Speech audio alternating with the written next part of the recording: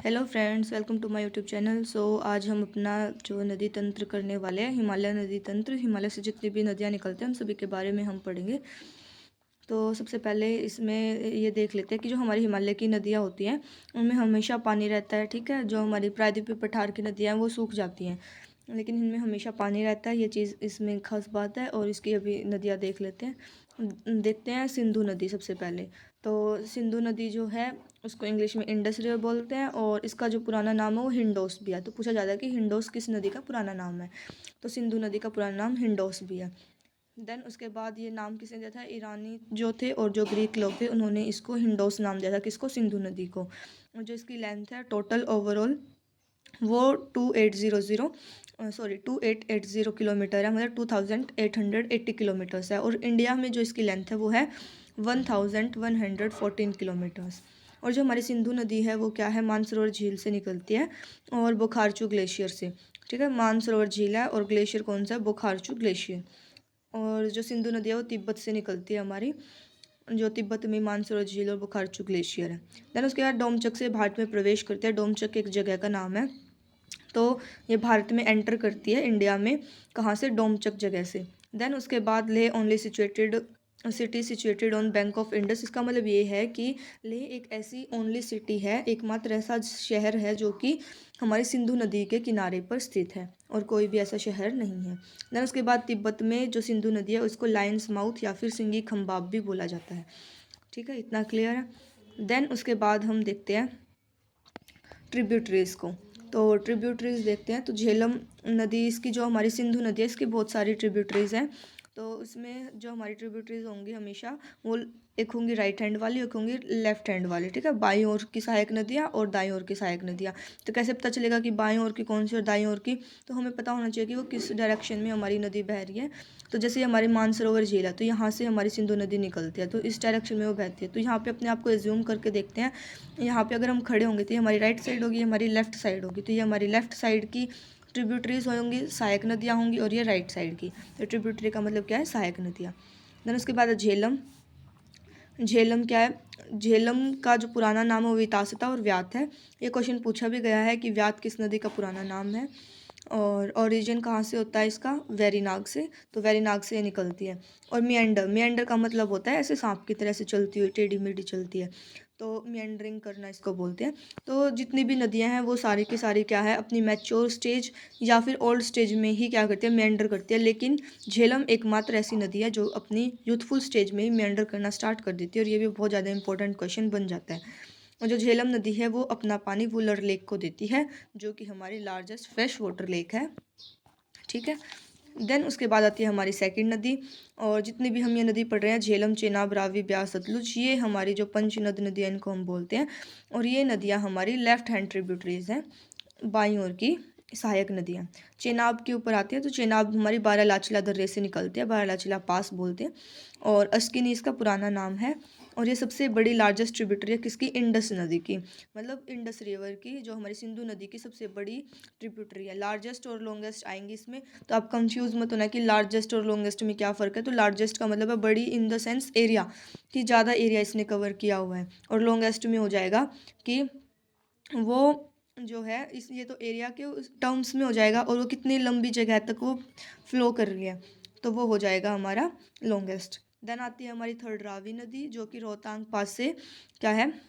निकलती है, और या फिर रोहतांग दर्रा हिंदी में बोलेंगे। और पुरुषनी इसका पुराना नाम है। और ये एकमात्र ऐसी नदी है, रावी नदी, जो कि हमारे पाक और इंडिया, पाकिस्तान और इंडिया की बिल्कुल बाउंड्री पे है।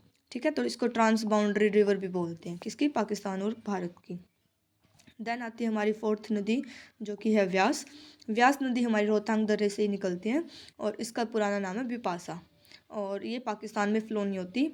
तो बाकी जितनी भी नदियाँ, झेलम, चेनाब और रावी, सतलुज, ये हमारी पाकिस्तान में भी फ़्लो होती हैं। लेकिन हमारी एकमात्र नदी जो क्या है? ब्यास है, ये हमारी पाकिस्तान में फ़्लो नहीं होती। ये भी इम्पोर्टेंट हो जाता है।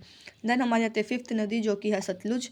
सतलुज जो है वो राकस झील से निकलती है, या फिर उसको राकस ताल भी बोला जाता है, और शतुद्री इसका पुराना नाम है। और ये इंडिया में शिपकिला दर्रे से, शिपकिला पास जो है वहाँ से एंटर करती है। और जो हमारी सतलुज, जैसे हमने देखा था कि जो हमारी सिंधु नदी थी यहाँ तिब्बत से निकल रही थी, और एंटर कहाँ से कर रही थी, वो डोमचक जगह से एंटर कर रही थी भारत में। ऐसे ही सतलुज भी बिल्कुल इसी के नीचे से निकलती है। जो हमारी सिंधु नदी है इसके जस्ट नीचे से, उसी जगह से क्या हमारी सतलुज नदी भी निकलती है। तो ये भी भारत में शिपकिला दर्रे से एंटर करती है। जैसे हमारी सिंधु नदी एंटर करी थी, ऐसे ही इंडिया में सतलुज जो है वो शिपकिला पास से एंटर करेगी। और राकस झील जो है वो मानसरोवर झील में पड़ती है, और लॉन्गेस्ट ट्रिब्यूटरी है। जैसे हमने देखा था अभी कि जो हमारी चेनाब है वो लार्जेस्ट है, और सतलुज जो है हमारी वो लॉन्गेस्ट ट्रिब्यूटरी है, सहायक नदी है किसकी, सिंधु नदी की। और इन पांचों नदियों को हम मिला के पंचनद भी बोला जाता है, ठीक है। और पंचनद नदियाँ जो सिंधु नदी को मिठानकोट पाकिस्तान में मिलते हैं, मिठानकोट एक जगह है वहाँ पे पाकिस्तान में ये सारी नदियाँ हमारी सिंधु नदी से मिलती हैं। देन उसके बाद आता है दोआब। दोआब का मतलब क्या होता है? दोआब का मतलब है कि जो एरिया दो रिवर के बीच में पड़ता है उसी को दोआब बोला जाता है, ठीक है। तो पूछा जाता है कि what is the meaning of Doab, तो area lying between two rivers is called Doab. Then उसके बाद हम देखते हैं कि सिंधु, झेलम, चेनाब, रावी, ब्यास, सतलुज जो हमने पढ़ी हैं, इनके बीच में कौन सा दोआब बनता है? तो सिंधु और झेलम में बनता है सिंध सागर दोआब, झेलम और चेनाब में बनता है हमारा चेज दोआब, चिनाब और रावी में बनता है रेचना दोआब, और व्यास, रावी और व्यास में बारी दोआब, व्यास और सतलुज में बिस्ट दोआब। तो ये दोआब हमें याद करने हैं। देन उसके बाद देखते हैं जो हमारी इंडस वाटर ट्रीटी हुई थी, इसका मतलब सिंधु नदी की जो संधि हुई थी, ट्रीटी मीन्स संधि। तो सिंधु नदी की जो संधि हुई थी वो हुई थी हमारी 1960 में, और मीडिएटर कौन था, मध्यस्थ कौन था, हमारा वर्ल्ड बैंक था। और इंडिया और पाकिस्तान के बीच में ये ट्रीटी हुई थी, संधि हुई थी। उस टाइम पे इंडिया की ओर से जो थे जवाहरलाल नेहरू, और पाकिस्तान की ओर से थे मोहम्मद अयूब खान। तो इन्होंने एक संधि की थी कि जो हमारी जो है ये झेलम, चेनाब और इंडस, तो इनका जो पानी होगा वो 80% जाएगा पाकिस्तान के पास, और 20% जो है भारत के पास। और ऐसे ही जो रावी, ब्यास और सतलुज थी, तो इनमें 80% इंडिया के पास और 20% पाकिस्तान के पास पानी जाएगा। तो ये हुई थी कि इन तीन नदियों का पानी पाकिस्तान, और तीन नदियों का जो पानी है वो भारत में जाएगा। तो जो हमारी रावी नदी है, रावी नदी का पानी पाकिस्तान में भी फ्लो हो रहा था, हमारे में कम था, तो इसीलिए इसको रोकने के लिए शाहपुर कंडी बैराज जो है इसका निर्माण किया गया, और पाकिस्तान में पानी जाने से रोका गया, ठीक है, जो कि रावी नदी पे बनाया गया है शाहपुर कंडी बैराज, ठीक है। और ये देखो मैंने लिखा हुआ अभी यहाँ पे कि अगर लॉन्गेस्ट बोलेंगे तो लेंथ वाइज जो हमारी नदी लंबी होगी वो, और लार्ज बोलेंगे तो एरिया वाइज वो हमारी लंबी होगी। देन ये हमारी राइट हैंड ट्रिब्यूटरीज हैं कौन सी, जास्कर, गिलगिट और शोक। हमने लेफ्ट हैंड याद कर ली, कौन सी थी, झेलम, व्यास, सतलुज, ठीक है, रावी। तो ये हमारी क्या थी, लेफ्ट हैंड, और राइट हैंड क्या, जास्कर, गिलगिट और शोक। देन उसके बाद हमारे सिंधु नदी तंत्र खत्म हो जाता है। देन हमारा आता है सेकंड, गंगा नदी तंत्र। तो गंगा के बारे में हम पढ़ेंगे। तो गंगा के बारे में पढ़ते हैं। जो गंगा है वो हमारी ओरिजिन कहाँ से होती है, गोमुख ग्लेशियर से होती है। कहाँ से, गोमुख ग्लेशियर से होती है। और जिसका रीज़न है कहाँ पे पड़ती है ये, 10 degree north to 30 degree north latitude. इसका मतलब है 10 डिग्री देशांतर से दक्षिण में जो है 10 डिग्री दक्षिण देशांतर से 30 डिग्री दक्षिण देशांतर तक ये जाती है, ठीक है। और जो हमारी गंगा नदी है वो हमारे बिहार को क्या करती है, 2 पार्ट्स में डिवाइड कर देती है। बिहार ऐसा स्टेट है जिसको गंगा नदी 2 भागों में डिवाइड कर देती है, बांट देती है, ठीक। देन उसके बाद हम देखते हैं कि गंगा नदी कैसे बनती है। जैसे हमारी ब्यास, सतलुज सारी सिंधु नदी में मिल रही थी, फिर सिंधु नदी का निर्माण हो रहा था। ऐसे ही जो हमारी जो अलकनंदा नदी है वो हमेशा कॉमन रहती है। तो अलकनंदा के साथ जब धौली गंगा मिलेगी, और अलकनंदा के साथ नंदाकिनी, अलकनंदा के साथ पिंडर नदी, फिर मंदाकिनी और भागीरथी। तो ये सारी नदियाँ, जैसे अगर जब 2 नदियाँ मिलेंगी तो यहाँ पे प्रयाग का फॉर्मेशन होगा, ठीक है। तो जो ये प्रयाग बनेगा, तो ये प्रयाग के बारे में पूछा जाता है कि इन 2 नदियों के मिलने से कौन सा प्रयाग बनता है, इनके मिलने से कौन सा प्रयाग बनता है। तो अलकनंदा इन सभी में कॉमन है, सभी के साथ अलकनंदा मिलेगी, और ये नदियाँ एक एक अलग हो जाएंगी, और इनसे हमारे बनेंगे प्रयाग। तो देखते हैं कि कौन सी नदी से क्या बनता है। तो अलकनंदा हमारी कॉमन है, तो पहले आती है हमारी धौली गंगा। अलकनंदा और धौली गंगा के मिलने से कौन सा प्रयाग बनता है, विष्णु प्रयाग। फिर अलकनंदा और नंदाकिनी से बनता है नंद प्रयाग। अलकनंदा और पिंडर से बनता है कर्णप्रयाग, अलकनंदा और मंदाकिनी से बनता है रुद्रप्रयाग, और अलकनंदा और भागीरथी को मिलाकर मिलता है देवप्रयाग। तो जब ये मिलते हैं तो इनको ये चीज़ें बोली जाती हैं। तो इनको याद करने का तरीका देखते हैं। डी फॉर धौली गंगा और वी से विष्णु प्रयाग। तो धौली डी वी, तो धौली गंगा के साथ बनाए गए विष्णु प्रयाग, क्योंकि अलकनंदा तो हमारी कॉमन है तो इसको याद करने की जरूरत नहीं है। तो Dhauli Ganga D V document verification से याद कर लेना, धौली गंगा और विष्णु प्रयाग। एन एन से पूछा नहीं जाएगा, सेम हो गया, नंदाकिनी से नंद प्रयाग, ये ऐसे भी याद हो जाएगा। पिंडर से पीके, पीके मूवी थी तो इससे याद कर लेना पिंडर और Karnaprayag. Then Mandakini M R, तो एम आर भी एक जो है मूवी है तो उसी से एम आर हो जाएगा। और B D, B D, B D P लो, ऐसे टाइप से कुछ भी आप याद कर सकते हैं तो इन अ फनी वे। तो भागीरथी बी और डी, तो बी डी से याद करें भागीरथी और देवप्रयाग। देन उसके बाद देखते हैं अलकनंदा। अलकनंदा हमारी कहाँ से निकलती है, वो निकलती है सतोपंत ग्लेशियर से निकलती है। देन हम देखते हैं मंदाकिनी कहाँ से निकलते हैं, वो चोराबारी ग्लेशियर से निकलते हैं, और भागीरथी निकलती है हमारी गोमुख ग्लेशियर से। तो इनका पूछा जाता है, इन तीनों का ही पूछा जाएगा, और धौलीगंगा, नंदाकिनी और पिंडर नदी का नहीं पूछा जाता, तो इसका हम करेंगे भी नहीं।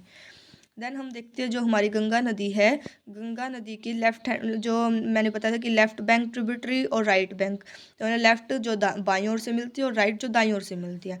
तो अभी हम बाईं वाली देखेंगे कि बाईं ओर से कौन सी सहायक नदियाँ हैं। तो ये सहायक नदियाँ हम देख रहे हैं किसकी, गंगा नदी की।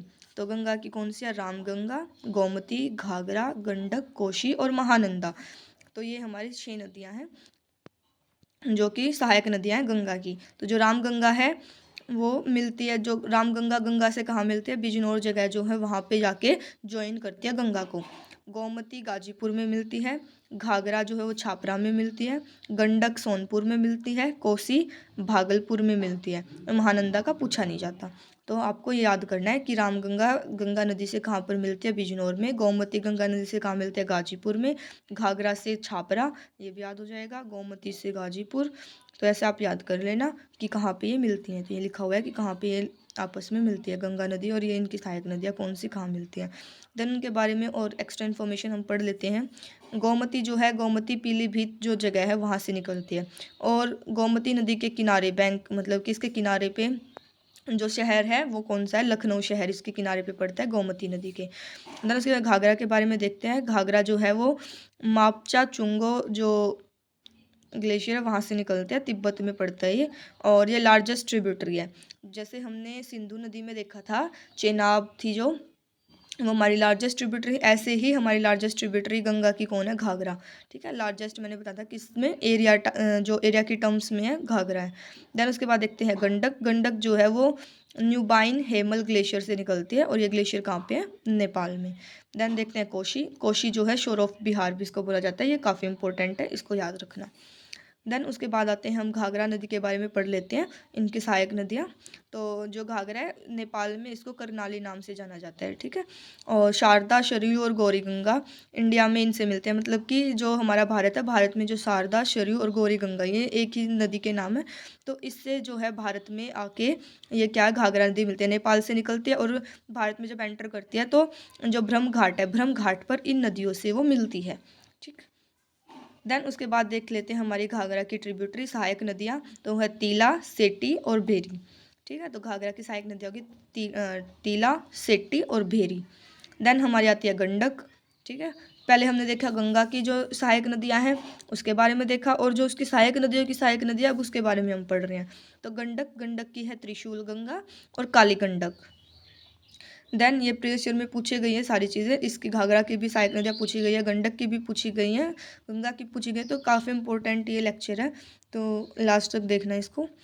और गंडक जो है उसमें त्रिशूल गंगा और काली गंडक। और राइट बैंक, अब जो हमने क्या पढ़ लिया, लेफ्ट बैंक की हमने पढ़ ली थी किसकी, गंगा की। तो अब हम गंगा की राइट बैंक की ट्रिब्यूटरी पढ़ रहे हैं, जो हमारी दाईं ओर की नदियाँ, सहायक नदियाँ, उनको पढ़ेंगे। तो दाईं ओर से कौन, यमुना, सोन और पुनपुन। तो ये 3 नदियाँ जो हैं दाईं ओर से सहायक नदियाँ हैं किसकी, गंगा की। तो सबसे पहले इनके बारे में अलग अलग देख लेते हैं। तो यमुना जो है वो लॉन्गेस्ट ट्रिब्यूटरी है, लॉन्गेस्ट मैंने बताया था लेंथ, तो लेंथ वाइज अगर देखेंगे तो यमुना लॉन्गेस्ट ट्रिब्यूटरी है। देन ये गंगा को मीट करती है प्रयागराज में, प्रयागराज में गंगा से मिल जाती है, और इसकी जो यमुना जो है, यमुना की जो लंबाई है वो है 1370 किलोमीटर। देन बंदरपूछ रेंज से ये यमुना जो है निकलती है, और यमुनोत्री ग्लेशियर से निकलती है। तो यमुनोत्री ग्लेशियर तो पूछा नहीं जाता, तो पूछा क्या जाता है, बंदरपूछ रेंज से निकलती है। ठीक है, क्योंकि यमुना से यमुनोत्री ग्लेशियर याद करना ईजी है, तो वो चीज़ नहीं पूछी जाएगी, बंदरपूछ रेंज से निकलती है पूछा जाएगा। देन सोन नदी जो है अमरकंटक प्लेटो से निकलती है, और ये रेडियल ड्रेनेज शो करती है। रेडियल ड्रेनेज का मतलब क्या होता है कि जैसे यहाँ पे कोई भी एक पहाड़ है, तो यहाँ से सारी नदियाँ निकल रही हैं। ठीक है, तो इस पहाड़ से चारों ओर अगर नदियाँ निकल रही हैं तो उसको बोलते हैं रेडियल ड्रेनेज पैटर्न। ठीक है, तो ऐसा पैटर्न ये बनाती है कौन, सोन नदी। देन उसके बाद जो हमारी गंगा है, गंगा की हम क्या देख रहे हैं, लेंथ कितनी हमने ये देखी नहीं थी, तो वो है 2525 किलोमीटर। ठीक है, 2525 किलोमीटर। और ये नेशनल रिवर कब घोषित हुई थी, 2008 में इसको नेशनल रिवर बनाया गया था। और जो गंगा नदी में खास बात यह है कि गंगा नदी का जो पानी है उसमें कभी भी कीड़े नहीं होते हैं। और क्यों क्यों नहीं होते, क्योंकि इसके पानी में जो बैक्टीरियोफेज वायरस पाया जाता है, जो कि उन कीड़े नहीं होने देता। देन हम देखते हैं कि जो गंगा है, गंगा में हमें गंगेटिक डॉल्फिन भी देखने को मिलती है, और सूसू साउंड वो करती है जब वो निकलती है, तो उसका जो नाम है वो सूसू रखा गया है, किसका, गंगेटिक डॉल्फिन का। देन उसके बाद ये जो गंगेटिक डॉल्फिन है ये ब्लाइंड होती है, इसको दिखता नहीं है, सिर्फ ये आवाज़ करती है, और ये इंडेंजर्ड स्पीसीज में आई हुई है, ये लुप्त होने वाले, क्योंकि हमारी जो गंगा बहुत ज़्यादा पोल्यूटेड होने लगी है, जिसकी वजह से ये उसमें सर्वाइव नहीं कर पा रही है, और ये इंडेंजर्ड में आ गई है। देन हम आगे देखते हैं अपना। अब हमने गंगा के बारे में पढ़ लिया, उसकी left bank tributary, right bank tributary पढ़ लिए हैं। अब उसकी सहायक नदियों की सहायक नदियाँ देखते हैं। जैसे अब यमुना राइट बैंक ट्रिब्यूटरी थी हमारी गंगा की, तो यमुना के बारे में पढ़ते हैं। यमुना के बारे में हमने उसकी लेंथ पढ़ लिया, वो कहाँ से निकलती है, बंदरपूछ ग्लेशियर से निकलती है, पढ़ लिया है। तो यमुना भी हमारी मोस्ट पोल्यूटेड जो हमारी रिवर है वो है यमुना। ठीक है, यमुना की जो सहायक नदियाँ हैं वो है हिंडन और टॉस। तो जो टॉस है वो सबसे लार्जेस्ट ट्रिब्यूटरी है किसकी, यमुना की। और हिंडन नदी के किनारे पे जो शहर है वो है गाजियाबाद, और यमुना के किनारे कौन सा शहर, दिल्ली। उसके बाद हम देखते हैं, ये हमारी लेफ्ट हैंड की है, और राइट हैंड की देखते हैं दाईं ओर की। बाईं ओर की सहायक नदियां हैं, और ये दाईं ओर की। तो दाईं ओर की कौन सी है, चंबल, सिंध, बेतवा और केन। तो ये चार नदियां जो हैं हमारी दाईं ओर की सहायक नदियां हैं। तो जो चंबल है, चंबल नदी में सबसे ज़्यादा घड़ियाल पाए जाते हैं, क्योंकि Chambal is the fresh lake, जो सॉरी रिवर, क्योंकि ये सबसे ज़्यादा फ्रेश लेक मिलती है, इसमें कोई भी पोल्यूशन नहीं है, यहाँ पे घड़ियाल बहुत ज़्यादा पाए जाते हैं। देन जो चंबल नदी है वो first longest from right side. अगर हम देखें, यमुना नदी की सबसे जो लार्जेस्ट ट्रिब्यूटरी हमने देख लिया टॉन्स है, उसके बाद दूसरे नंबर पे अगर हम देखें तो वो आती है हमारी चंबल। तो ओवरऑल अगर देखेंगे तो दूसरे नंबर पे सबसे बड़ी है, लेकिन अगर हम राइट साइड से देखें तो राइट साइड पे फर्स्ट नंबर पे ये सबसे बड़ी सहायक नदी है किसकी, यमुना की। देन उसके बाद जो चंबल है, इसमें ये चीज़ भी बहुत ज़्यादा इंपॉर्टेंट है कि ये बेडलैंड टोपोग्राफी के लिए जानी जाती है। बेडलैंड टोपोग्राफी का मतलब क्या है कि ये जो चंबल नदी है ये बिल्कुल ज़मीन को ख़राब कर देती है, इस पर कोई भी चीज़ हम उगा नहीं सकते, तो गली इरोजन करते। गली इरोजन का मतलब है कि जो हमारी ज़मीन है उसमें ये गलियाँ सी बना देगी, जिसमें ऊबड़ खाबड़ गलियाँ बन जाएंगी, और वहाँ पे जो खेती वगैरह है वो पॉसिबल नहीं हो पाती। और जो चंबल नदी है वो जनापाव हिल से निकलती है, मवाऊ प्लेटू से। और ये जो मालवा का जो पठार है बिल्कुल उसके सेंटर से क्या है, फ्लो होती है चंबल नदी हमारी। और ये यमुना को इटावा जो है, इटावा के जो नज़दीक है वहाँ पे ये मिलती है। यमुना को कहाँ पे मिलती है, चंबल, इटावा में। देन उसके बाद चंबल की, अब हमने यमुना की देखी सहायक नदियाँ, तो अब यमुना की सहायक नदी देखेंगे। तो चंबल जो है इसके बारे में पढ़ते हैं। तो चंबल के बारे में हमने सारी इन्फॉर्मेशन देख लिया कि ये क्या करती है, बेडलैंड टोपोग्राफी के लिए जानते हैं, गली इरोजन करती है, ये सबसे इंपॉर्टेंट है ये दोनों पॉइंट, तो ये ज़्यादा याद रखना। और चंबल ट्रिब्यूटरी, इसकी जो चंबल नदी की जो सहायक नदी है वो कौन सी है, काली सिंध, छिपरा, पार्वती और बानस। और छिपरा जो है, छिपरा के किनारे पे जो शहर स्थित है वो है उज्जैन। तो ये जो शहर जिसके भी किनारे पे है ये भी पूछा जाता है, इनको भी याद कर लेना। देन उसके बाद हम देखते हैं सोन के बारे में। हमने चंबल के बारे में देख लिया, ठीक है, और अब हम देखते हैं सोन के बारे में। तो ट्रिब्यूटरी ऑफ सोन, जो सोन नदी है उसकी जो सहायक नदी है वो कौन है, तो वो रिहांद और नॉर्थ कोयल। तो ये दोनों नदी सोन नदी की सहायक नदियां हैं। देन उसके बाद हम देखते हैं कि जो गंगा नदी है उसके किनारे पे कौन कौन से शहर सिचुएटेड है। हमने यमुना का देखा, यमुना पे कौन है, दिल्ली है।